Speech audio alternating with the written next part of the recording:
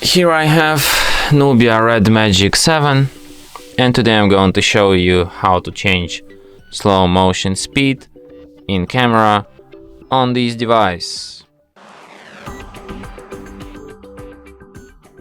So firstly you have to open camera, then go to the camera family section, select slow motion here, then tap on the gear icon to access its settings, and here you can see this option slow-mo frame rate.